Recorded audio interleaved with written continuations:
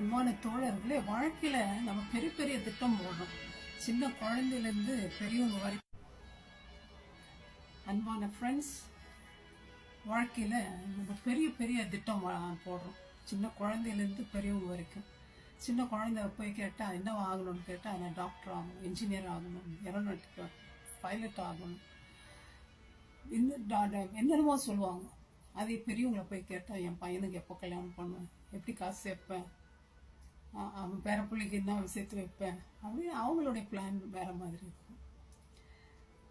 இந்த பிளான் எல்லாம் நம்ம பண்ணும்போது சில நாட்களில் நம்ம நினைக்கிற மாதிரி பிளான் போகிறதில்ல.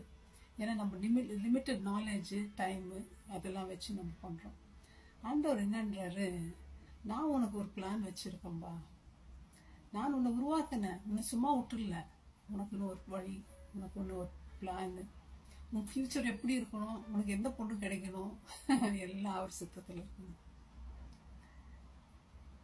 பைபிளில் பார்த்தோம்னா யோனா என்ன பண்ணிடுறார், ஆண்டவருடைய பிளானை விட்டு ஓடி போகிறார்.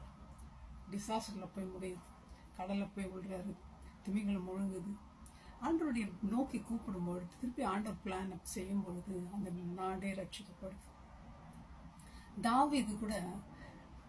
தாவீது கூட பெரிய ராஜா, யுத்தத்துக்கு போகாம பால்கனியில் உள்ள ஒரு பாவத்தில் விழுறார்.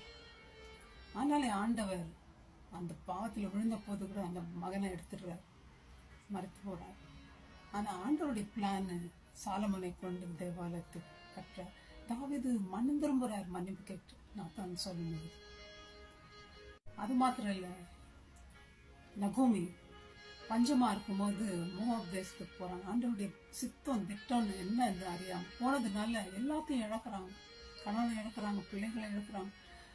ஒருவேளை நீங்க கூட பிளான் பண்ணியிருக்கலாம், அந்த பிளான் நடக்கிறது இல்லை. ஒருவேளை நம்ம பாவத்தில் விழுந்திருக்கலாம், ஆண்டவரை விட்டு விலகி இருக்கலாம். நம்ம பிளான் நம்ம நினைக்கிற மாதிரி நடக்கலன்னா உடனே ஆண்டவரை தூக்கி போட்டுருவோம். இயேசு கிறிஸ்து என்ன பண்ணார் தெரியுங்களா? கெத்செமனேல கஷ்டம்தான், காரி துப்பப்படணும், அடிப்படணும், உதப்படணும், மரணத்தை சந்திக்கணும், சிலுவை சுமக்கணும், வாரம் முடியல, ரத்தத்தின் பெருக்கு துளிகளாம் வருது. இருந்தாலும் ஆண்டவருடைய சித்தம், நம்முடைய சித்தம் நிறைவேறாங்க. ஆண்டவருடைய கையில் தன்னை ஒப்பு கொடுக்குறோம். நம்ம எப்படி இருக்கோங்க? ஆண்டவரை விட்டு விலகி இருக்கிறோமா? ஆண்டவரை விட்டு தூரம் போறோமா? அதுதான் இஸ்ரேல் ஜனங்க பண்ணாங்க. ஆண்டவரை விட்டு தூரம் போனாங்க, 70 வருஷம் போய் அடிமைகளா இருக்காங்க. கெட்டவங்களும் போனாங்க, நல்லவனாக தானியலும் போறாங்க. ஆண்டவரை நோக்கி பார்க்கும்போது எரேமியா 29 நாள் ஆண்டவர் சொல்றாரு, உங்களுக்காக வீடுகளை கட்டுக்கொள்ளுங்க, மேரேஜ் பண்ணிக்கோங்க, நீங்க என்ன கூப்பிடுவீங்க, நான் கேட்பேன், நீங்க என்ன தேடுவீங்க முழு இதயத்தோடு, அப்போ கண்டடைவீர்கள். ஆண்டவர் மனம் இறங்குறார், உங்களை நான் திருப்பி கொண்டு போவேன்ட்டார். அதுதான் உங்களுடைய பிளான். தலைமுறைக்கும் அவருடைய திட்டத்தை நிறைவேற்றுகின்றார். அப்படிப்பட்ட தேவன் நம்மோடு இருக்கும்போது நம்ம திட்டத்தை ஆண்டவர்கிட்ட கொடுப்போம். அந்த திட்டம் ஷியோர் நமக்கு நடக்கும். நம்ம ஆசீர்வதிக்கத்தான், நம்மளை அழிக்க கிடையாது அவருடைய திட்டம். வாங்க அவரிடத்துல போவோம், அவருடைய திட்டத்துக்கு ஒப்பு கொடுப்போம், சித்தத்துக்கு ஒப்பு கொடுப்போம், ஆசீர்வதிக்க போவோம். May God bless you, my friends. Thank you. Bye.